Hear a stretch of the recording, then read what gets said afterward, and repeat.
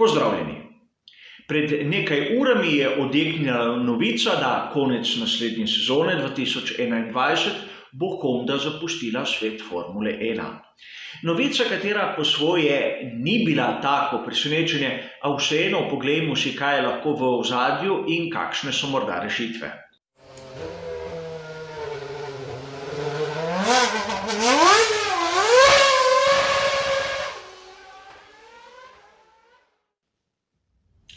Že mesece se je nekako vedelo, da bodo oktobra pri Hondi obelodanili svoje načrte za prihodnost.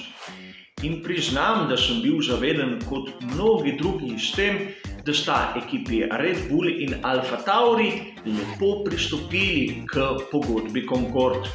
Nekako so dali vedeti, da tisto partnerstvo s Hondo obstaja in da so skupaj v tej viziji prihodnosti. A pri Hondi so nas presenetili in moram zopet poudariti, da negativno, kajti nihče izmed nas verjetno ni pričakoval tega odhoda. Seveda je še cela sezona 2020 do konca in naslednja 2021. A s tistimi novimi bolidi bomo imeli, vsaj na papirju, enega dobavitelja pogonskih sklopov manj. Pa pogledajmo si malce, zakaj so se verjetno tako odločili pri Hondi, kje so verjetno vzroki za to odločitev in kakšne so možne rešitve. Najprej se moramo malce spustiti v mentaliteto Japoncev. Ta je čisto drugačna od tiste, na katero smo navajeni mi, Evropejci. Namreč Honda je z našega zornega kota mnogokrat povlekla neke iracionalne odločitve. Pa pustimo sedaj pri strani 60. leta, ko so napravili tisti smrtno nevaren bolid RA302. Dovolj je, da se zazremo v bližnjo preteklost, ko so zaprli svojo tovarniško ekipo, jo praktično za $1 prodali Rossu Brownu, mu plačali vse stroške in odšli iz Formule 1. Problem je bil v tem, da tista šasija, katero so jo dobesedno poklonili Brownu, je bila najboljša v naslednji sezoni in tako je Ross Brown v svojem prvem in edinem letu kot lastnik ekipe in konstruktor dobil oba naslova. Edina razlika, katera je bila med projektom Honde in tistim projektom, ki ga je pokazal Ross Brown, je bila motor, kateri namesto Honda je bil Mercedes. In mislim, da tudi z motorjem Honda bi bili zmagovalni, kajti skrivnost tistega bolida je bila bistveno drugje v difuzorju. In tudi o tem je poseben prispevek, ukolikor koga zanima, kot ponavadi dobi bližnjico v opisu. A Japonci so znani po tem, da radi delajo stvari po svoje. Čeprav smo jih mnogokrat nekako po krivem obtožili, da so na začetku svojega razvoja tam v 50. in 60. kopirali, so sedaj ponosni na to, da stvari naredijo po svoje. In prav to delanje po svoje jih marsikdaj spravi v položaj, kjer se raje umaknejo, kot da priznajo, da so zgrešili smer. In mislim, da moramo prav tu iskati, zakaj je prišlo do te odločitve. Namreč, če se spomnimo te turbohibridne dobe, so pri Hondi vstopili v Formulo 1 leto kasneje kot ostali. Namreč ne v sezoni 2014, temveč v sezoni 2015. Ko so prišli k McLarenu, smo videli nešteto dolgo citiranje v raznih člankih, kaj je bilo v 80. letih. A 80. leta so stvar prejšnjega tisočletja. V tem tisočletju Honda še zdaleč ni imela takih uspehov kot v tistem obdobju. In spomnimo se, takrat niso bili dobri samo z McLarenom, ampak tudi z Williamsom, kar se marsikdaj pozabi. A pustimo zdaj to je zgodovina.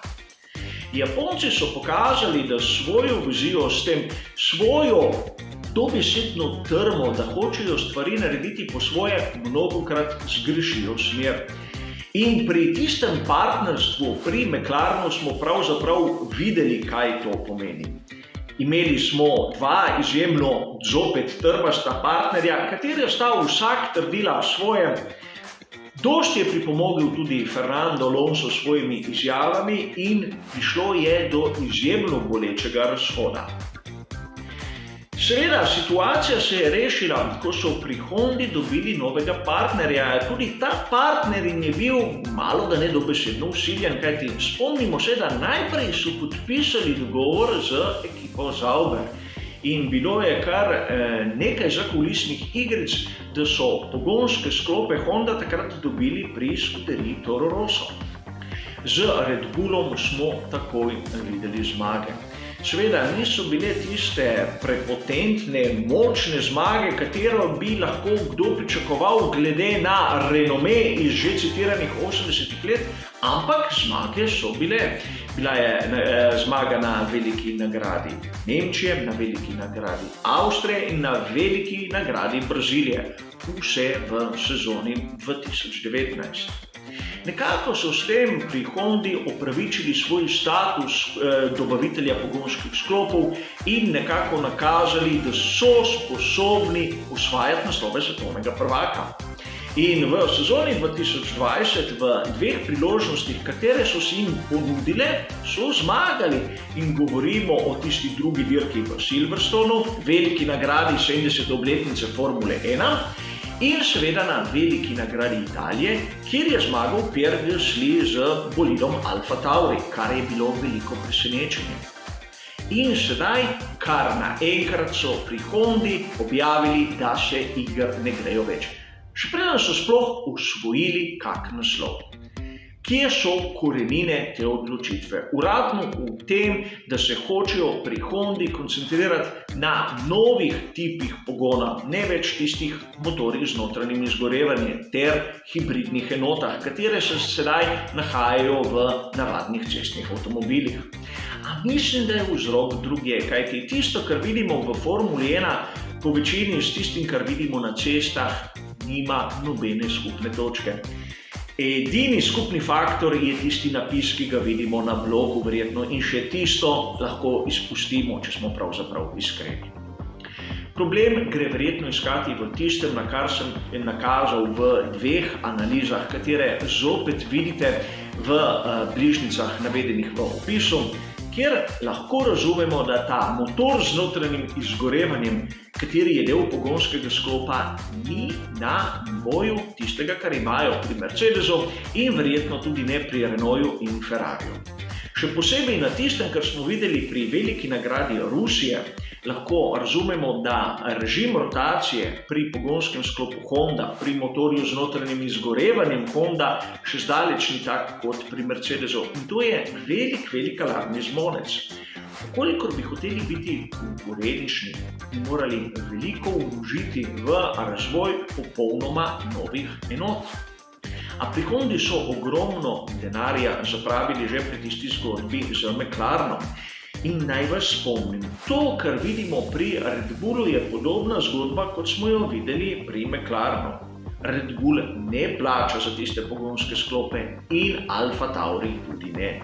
Zato se jim to partnerstvo dobesedno izplača. Pri Renaultu je bila zgodba drugačna. V tem času krize se verjetno zadeva tudi pozna na prodaji cestnih avtomobilov, na dobičku, ki ga ima matična družba, in verjetno nimajo sredstev, katera bi vlagali v Formulo 1. Poleg tega se lahko bojijo tudi negativne reklame. Malce prej sem omenil Fernanda Alonsa. Ta je naredil ogromno slabe reklame s tisto izjavo, da je pogonski sklop Honda podoben tistemu, ki so ga takrat imeli na GP2, današnji Formuli 2, da smo bolj na jasnem. A možno je, da bodo pri Red Bullu se začeli kaj hitro pritoževati nad pogonskim sklopom Honda, pravzaprav podobno, kot so naredili pri pogonskih sklopih Renault. Namreč oni si želijo tistega statusa prve ekipe, katera diktira, kako mora biti narejen pogonski sklop. Pri Renaultu se je ta zgodba malce ukrivila, a videli bomo, da verjetno še ni končana. Pri Hondi so se odločili pač, da preden si naredijo še večjo sramoto, da je malce bolj modro, da zapustijo prizorišče, preden bodo vsi začeli kazati s prstem na njih. Namreč pri Hondi so hočeš nočeš dosti bolj uspešni v ameriških serijah, kjer je njihov vložek bistveno manjši in komercialno dobijo kar nekaj denarja, kajti tam motorje za serijo IndyCar prodajajo in imajo določen zaslužek. In seveda, kaj preostane sedaj? Pri Hondi so se odločili, da se Formule 1 ne grejo več. Red Bull in Alfa Tauri sta se pa zavezala, da bosta ostala v Formuli 1. Rešitev je enostavna namreč. Prav spor med Renaultom in Red Bullom je prepričal FIA, da je v pravilnik vnesla določene mehanizme. Namreč ne morejo si privoščiti, da bi nekatere izmed ekip dobesedno ostale brez pogonskega sklopa.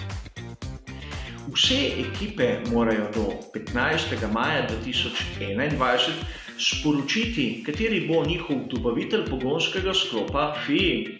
Ukolikor nimajo dobavitelja pogonskega sklopa, bo FIA pogledala, kateri dobavitelj jih ima najmanj strank in določila bo praktično tistega dobavitelja, kateri bo moral dati svoje pogonske sklope ekipi, katera ga bo zahtevala.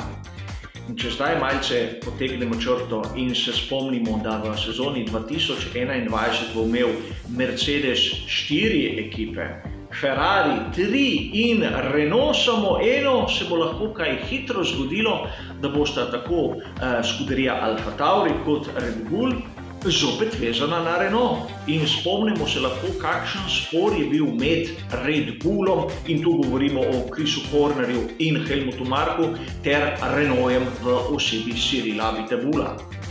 Seveda, možno je tudi, da Cyril Abiteboul bo zapustil svoje mesto pri tovarniški ekipi Renault oziroma Alpine drugo leto in tako se bo marsikateri spor zgladil, kot da skoraj ne bi nikoli obstajal. In videli bomo spet tisto navezavo Red Bulla in Renaulta. Mislim, da tudi zmagovalno, kot smo videli pri Hondi. Kajti, priznajmo si, zmage, ki jih je dosegel Max Verstappen, so bile bolj sad dela in šasije ekipe Red Bull kot toliko opevanega pogonskega sklopa Honda. In seveda, nam navdušencem ta odločitev pusti grenak okus v ustih, kajti obljubljeno nam je bilo ogromno strani Honde, praktično so pa pri prvi priložnosti snedli svojo besedo. Hvala za vašo pozornost in nasvidenje.